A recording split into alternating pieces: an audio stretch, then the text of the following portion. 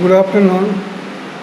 ఈ మధ్యనే శ్రీదత్త ఇంజనీరింగ్ కాలేజీలో పెద్ద ఇష్యూ జరిగి క్రాంతి అనే అతను వచ్చేసి అక్కడ జరుగుతున్న అన్యాయాలను అక్రమాలను స్టేట్ లెవెల్లో యాజిటేట్ చేసి వాళ్ళందరూ నిలదీసి ఒక ఉద్యమంలా జరిగినటువంటి ఈ తరుణంలోనే జస్ట్ ఇన్స్పెక్షన్ అయిందో లేదో ఒక 1 వీక్ 10 డేస్లోనే ఇప్పుడు 57 మంది ఫ్యాకల్టీని టెర్మినేషన్ చేయడానికి శ్రీదత్త ఆల్రెడీ రెడీ ప్లానప్ చేసింది. రోజుకి 15 మంది చొప్పున టెర్మినేషన్ చేస్తున్నారు. డైరెక్టర్ అచ్యుతరావు డైరెక్ట్గా పిలిచి ఒక్కొక్క ఫ్యాకల్టీని మేనేజ్మెంట్ 360 డిగ్రీస్లో మిమ్మల్ని అబ్జర్వేషన్ చేసింది.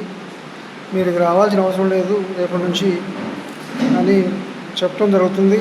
మేము ఏం ప్రాబ్లం చేసాం సార్ అంటే అవన్నీ అవసరం లేదు మాకు, మీరు రేపటి నుంచి అవసరం లేదు సర్వీస్ నుంచి అని కొంతమంది ఫ్యాకల్టీకి నిన్న ఈరోజు కొంతమందికి మొత్తం 57 మంది లిస్ట్ తయారు చేసి టెర్మినేషన్ ప్లాన్ చేస్తున్నారు శ్రీదత్త ఇంజనీరింగ్ కాలేజీలో. వీళ్ళకి ఎంత జరిగినా కానీ సిగ్గు రావట్లేదు. మహేష్ పాత్ర గారు ఎప్పుడైతే సెంట్ మార్టిన్ నుంచి వచ్చిందో ఈ కాలేజీల అక్రమాలకి విపరీతంగా పెరిగిపోతున్నాయి. ఈ మహేష్ పాత్ర డైరెక్టర్ అండ్ అచ్యుతరావు డీను ప్రతి ఒక్క ఫ్యాకల్టీతో పిలిపించి ఇమ్మీడియట్లీగా ఒక నోటీస్ లేకుండా ఏం లేకుండా వాళ్ళని టెర్మినేషన్ చేయడం జరుగుతుంది. ఈ 57 మంది కూడా వాళ్ళు చెప్పంగానే మీరు రిసిగ్నేషన్ ఏమీ ఇవ్వద్దు, ఎట్టి పరిస్థితుల్లో రిసిగ్నేషన్ రాయొద్దు, మీరు టెర్మినేషన్ నోటీస్ ఇవ్వమని అడిగి తీసుకొని మీరు అందరూ ఐక్యంగా ఉండి మనం బలోపేతం చేస్తే ముందుకు పోదాం. అవసరమైతే ధర్నా చేద్దాం అక్కడ టెంట్ వేసుకొని.